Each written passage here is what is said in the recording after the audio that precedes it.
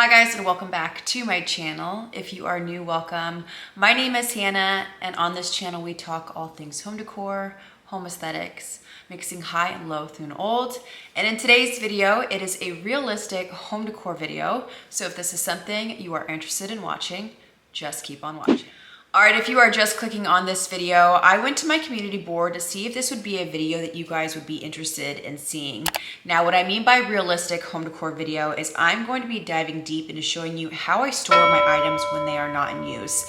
My home decor, textiles, stems, these have been questions that have been ongoing for what seems like years, and I've never addressed it here on my channel. And so I wanted to do something a little bit different because I think it's really important to share how it is that I store things that I'm not using and hopefully give you guys some better practices or tips and tricks that work for me to implement in your home when it comes to storing these items. So in today's video, that is what we are doing. I'm taking you guys around my home. I'm being 100% transparent and a little bit vulnerable as I am going to be sharing you guys the decor that I have in specific areas of my home. I just want to show you guys what works for me in my space and how it is that I store them. So hopefully you guys enjoy today's video.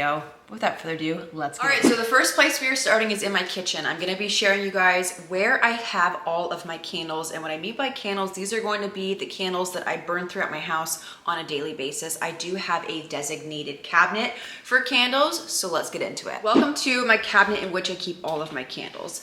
So you guys will see the bottom shelf are candles that are my everyday candles that I switch out periodically. They are half burned, more of my decorative candles. And then I also did a kit. I bought a kit about 2 years ago where I actually made my own candles. I bought all of these glass containers. I then poured the wax, used some essential oils, and then put some really fun dried preserved flowers on the top.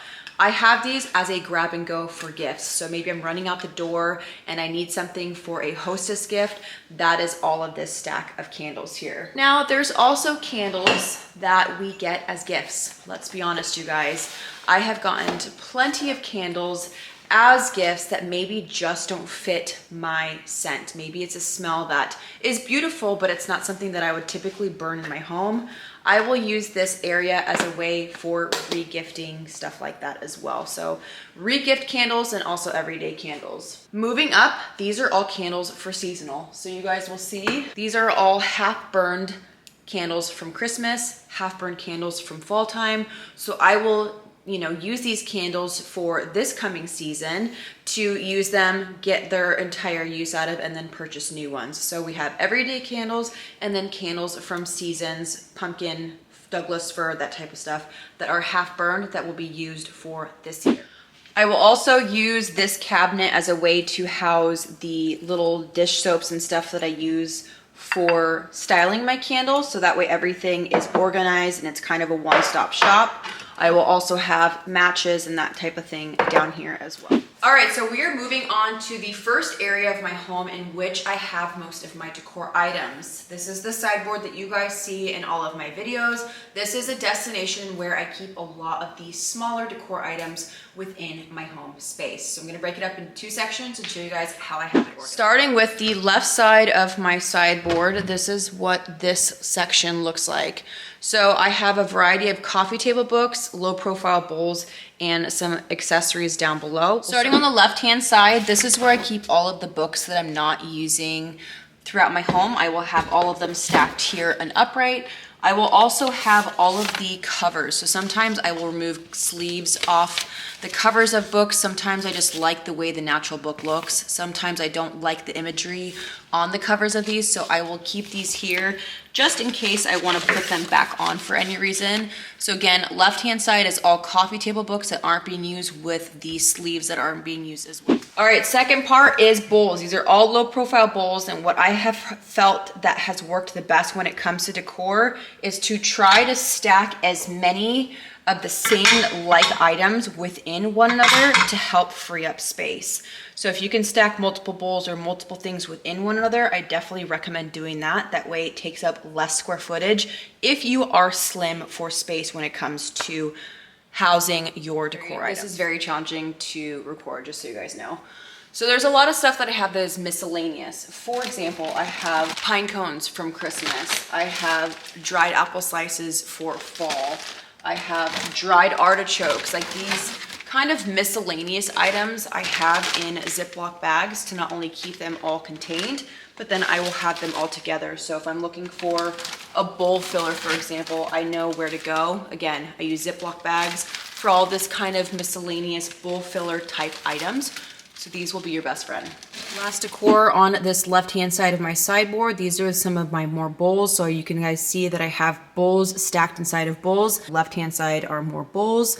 These are obviously the big bowls stacked inside of each other. And then on the right-hand side, these are just all of my miscellaneous bagged type items for bowl filler. Right hand side, this is definitely more of a miscellaneous cabinet. Starting with the bottom left, these are going to be more bundles. So I have like my German status, things that aren't stems but more so a bundle. This is where I house them. Is it the best practice? No, but these are kind of the stems that I grab on a more, I guess, more frequent basis instead of the ones that are more specialty. So again, bottom left are bundles. This is just random decor. I have some cloches in here. I have a vase that is a little bit taller that needs more space for storage. And then on the right-hand side, this is placemats, coasters, and towels for when we do have family dinners here at the dining table to the right-hand side. Oversized large tray. Again, sometimes the items that I have are too big to fit in the other sideboard that I have, which you guys will see here shortly. So this is kind of my backup area if that happens. So again, miscellaneous cabinet for some other decor. One of my most asked questions is how do I store the stems that I'm not using on a daily basis? So I'm actually going to be inserting some footage from about 2 years ago. I look incredibly different. This is past Hannah because I already have talked about this topic on my channel. So I'm just gonna be inserting that now for you guys. But this is the closet in which I keep all of those extra stems and the best practice in which I use to house them.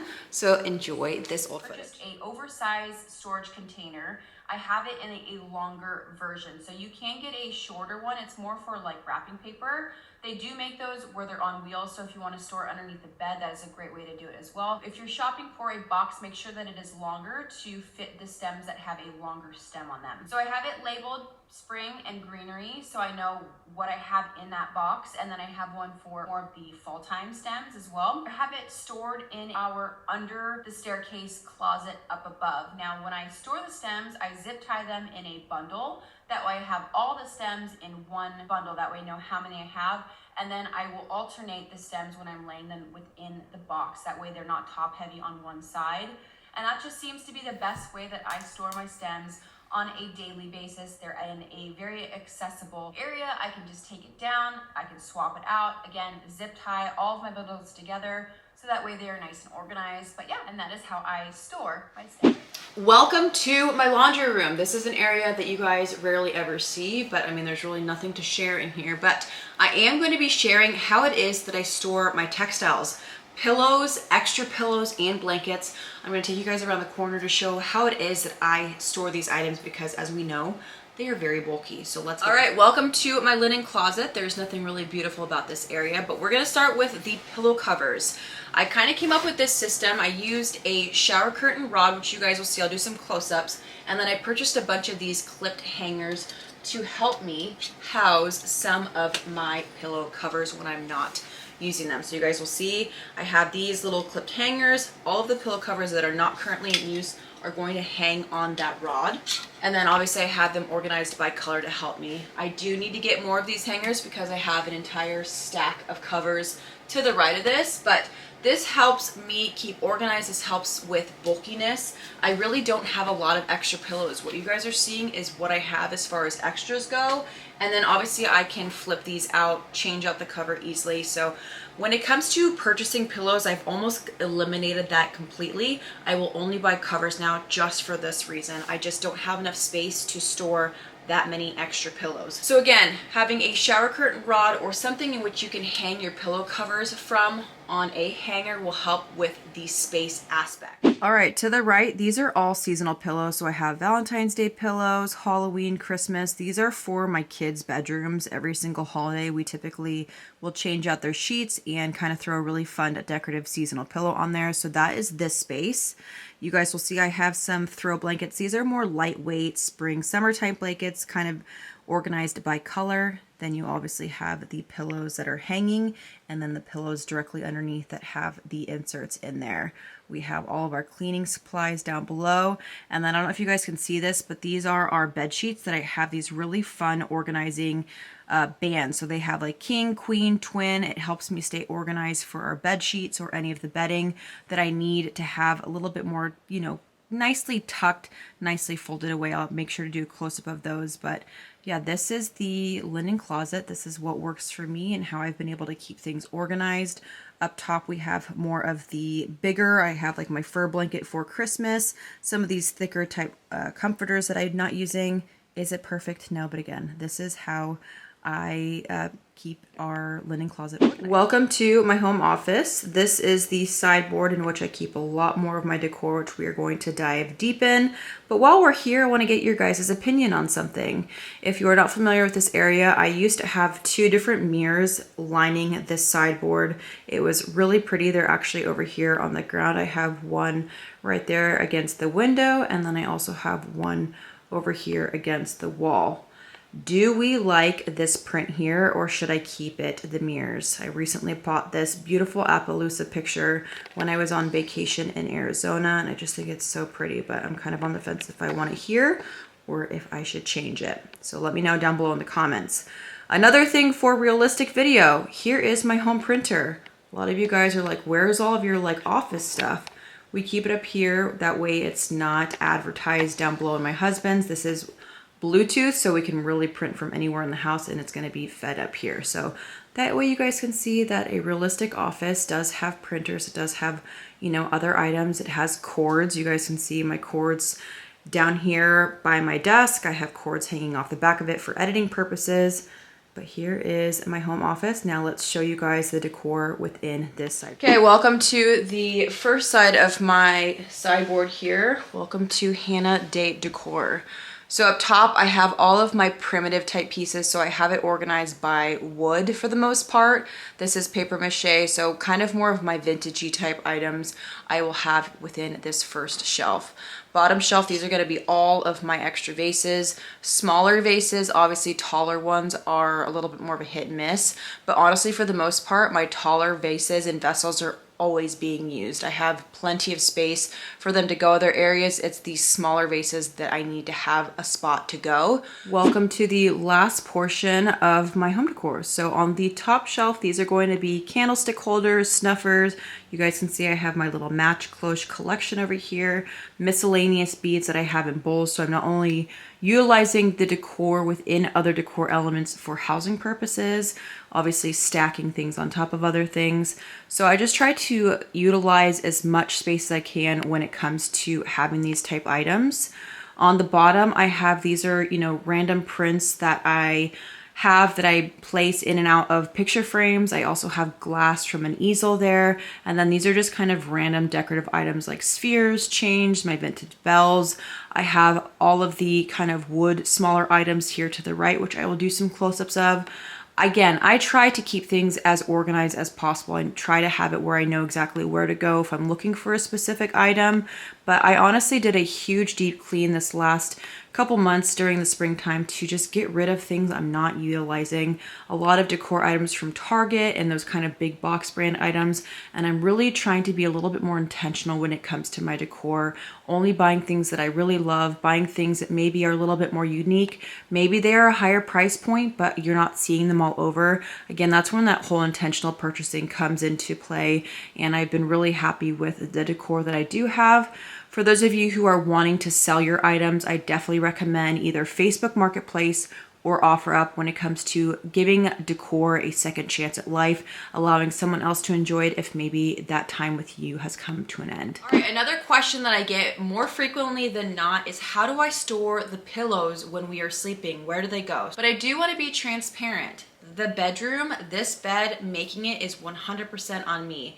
My husband, if he could have his way, he'd have 2 pillows on there and be completely fine, but this is something that brings me joy. I know a lot of people think maybe too many pillows is excessive, but I enjoy it. I love having a really polished look when it comes to my bedroom. I make my bed almost every single day because it brings me joy. It is a great way for me to start my day off feeling organized, feeling like the house is clean, beds are made.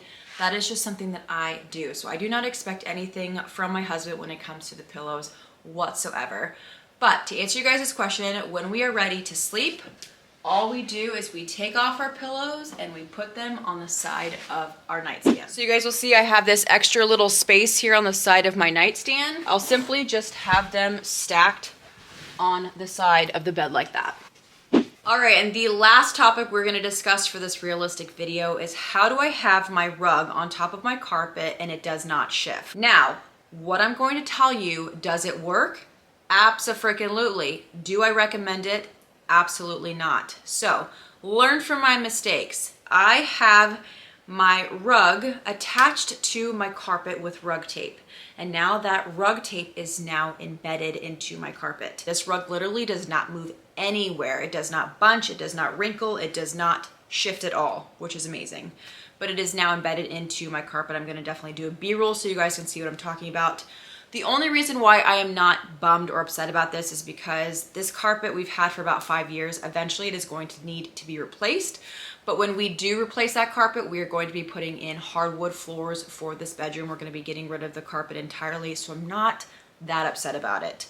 Again, does it work? Yes. Do I recommend it? Absolutely not. But use it at your own risk. If you want to attempt it like me and have that rug not shift if you are on carpet, go for it, but I'm letting you know it's definitely going to stick. All right, you guys, and that is it for today's video. I hope you enjoyed the change of pace here on my channel. Hopefully, showing how I store my items gives you a little bit of insight on ways to maybe store your own home decor items that aren't being in use for your own space. And so hopefully you guys enjoy. But until the next video, I love you guys so much. Thank you for being here. I'll see you guys then. Peace.